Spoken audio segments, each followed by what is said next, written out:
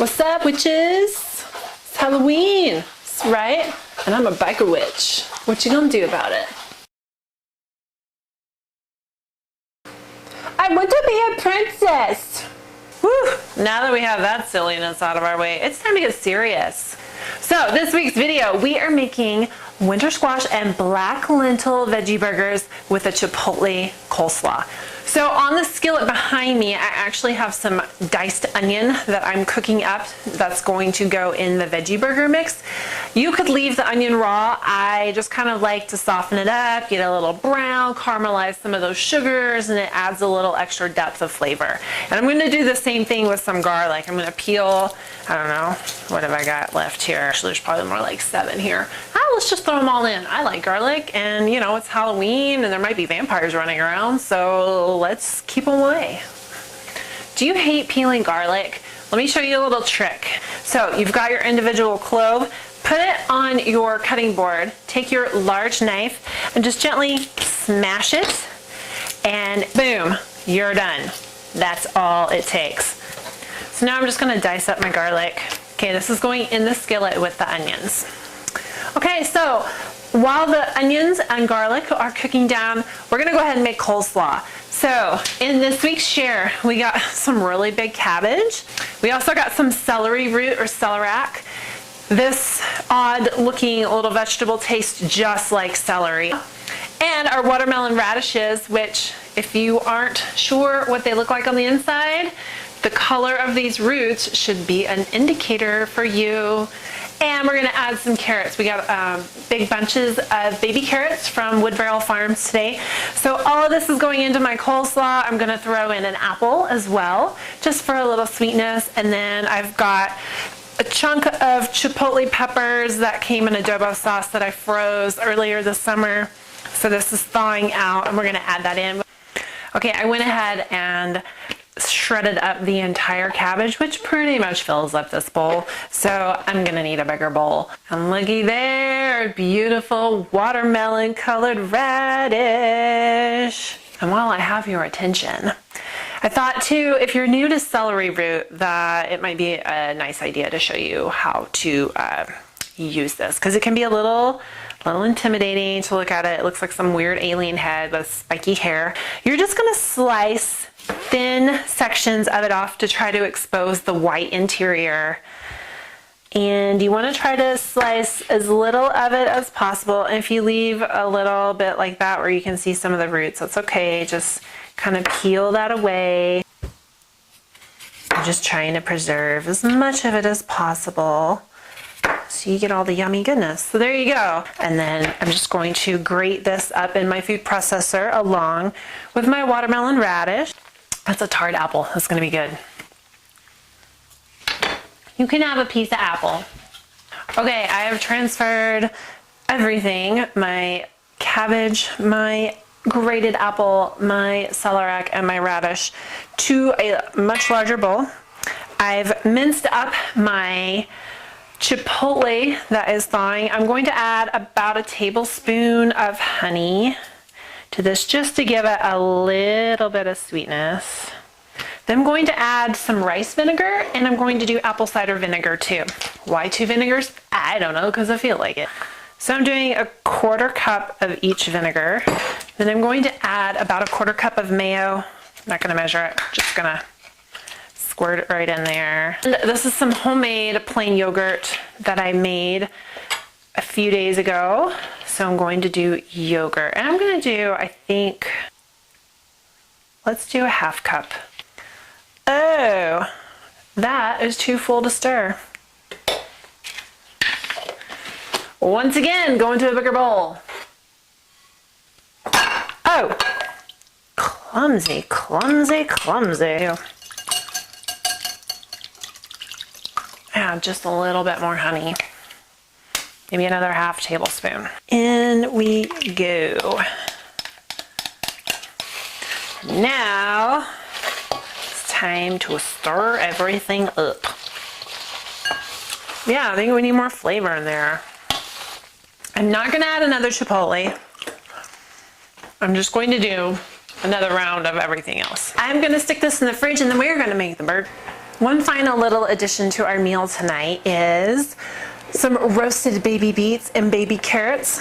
So the larger beets I've cut into halves, and the carrots I've just left whole, chopped the ends off, and the smaller beets I've left whole as well. So I'm just gonna roast these in the oven, and then I promise we're gonna make us some burgers. Burger time. Okay, so I'm gonna throw in some grated carrots. This is the bowl I'm gonna be mixing in.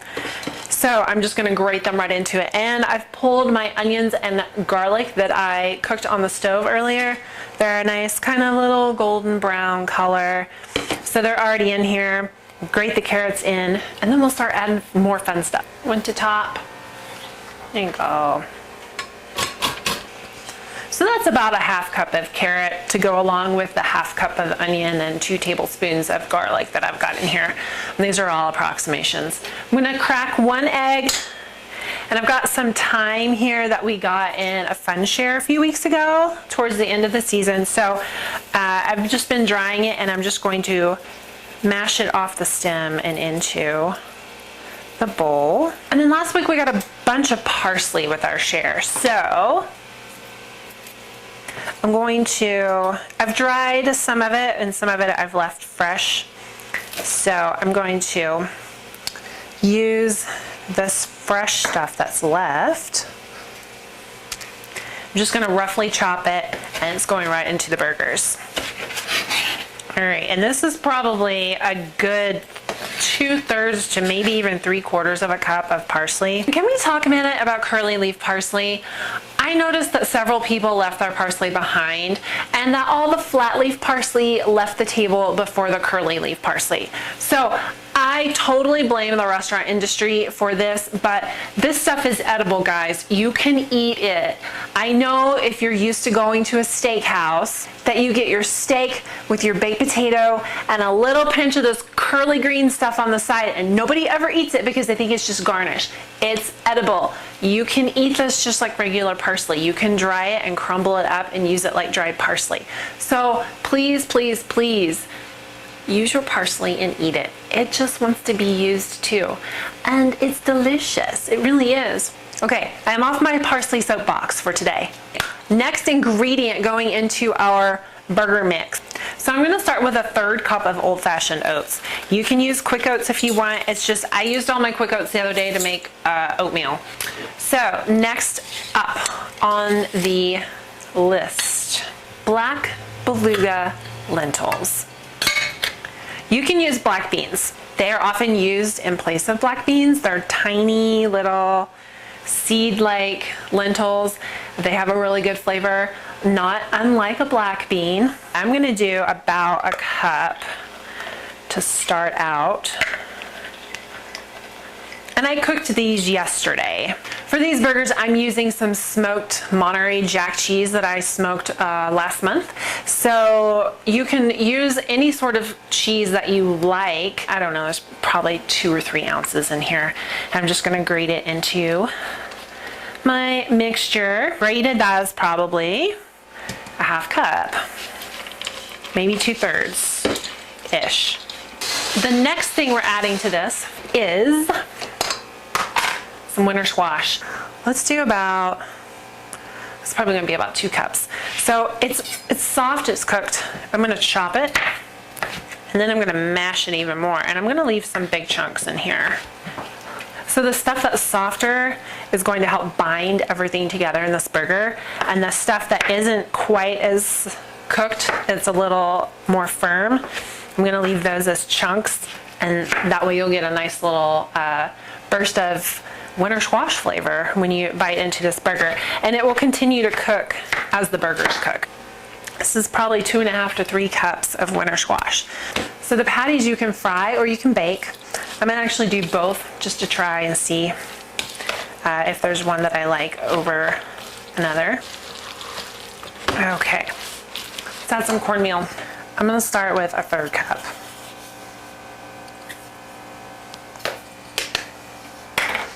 And I like cornmeal just because when you fry it in a little bit of oil, it gets that nice little crunchy texture on the outside of your burger. And I really like that texture. Okay, I'm gonna add just another like a tablespoon, not much. So this looks kind of crumbly, but I think it's gonna be okay. So here's what it looks like. I'm gonna put a little bit of oil at the bottom of this baking tray. So before we start making our patties, I'm gonna add just a little bit of salt to this and a little bit of garlic powder. This is homemade garlic powder. And now we can make patties.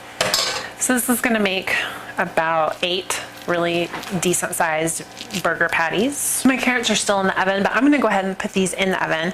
Before I do, I'm gonna drizzle a little more oil on top. And I'm gonna bake these for probably 10 or 12 minutes. Then I'm gonna flip them all over and then I'll bake them again. I'm gonna make and plop them directly into my skillet. All right, let's take a look at these burgers. I think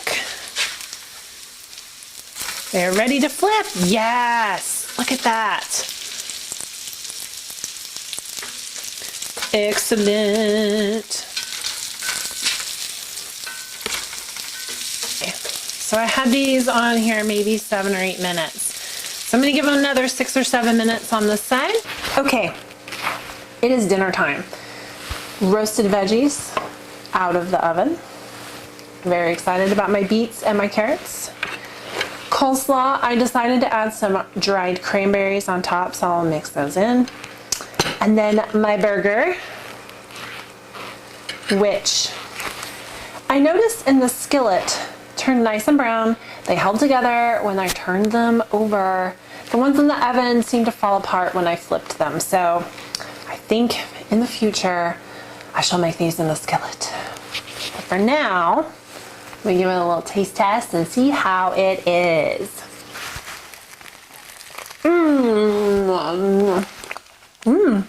It tastes like squash and lentils and pickle.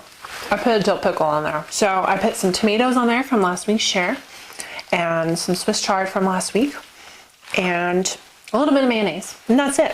All right, that's good. It's different, not your typical veggie burger, but it's pretty good. So I'm gonna try a little bit of coleslaw with my dried cranberries. Here we go. That's zesty. I love chipotle and coleslaw. It's so good. A little sweetness from the apple and the cranberry. Yummy. Dinner's on. I think it's gonna be awesome tonight. So we have 3 more weeks of fall share. So until next week, this little princess says, peace out. Do you ever, never mind. Doesn't that look like a little Barbie-sized piece of watermelon? I think it does. Into the food processor we go.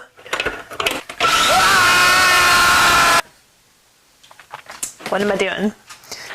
I would see if the chickens would eat it, but right now they're being kind of picky because they're molting and they're cranky and it's cold and they're not laying any eggs for me. So I don't feel like giving them anything if they're gonna be that way. I'm gonna be that way too. 2 can play this game. Or a ballerina. Beggar witches rule! Thanks to Heather for stopping by my house and loaning me my witch's hat. All right, I am done with this craziness.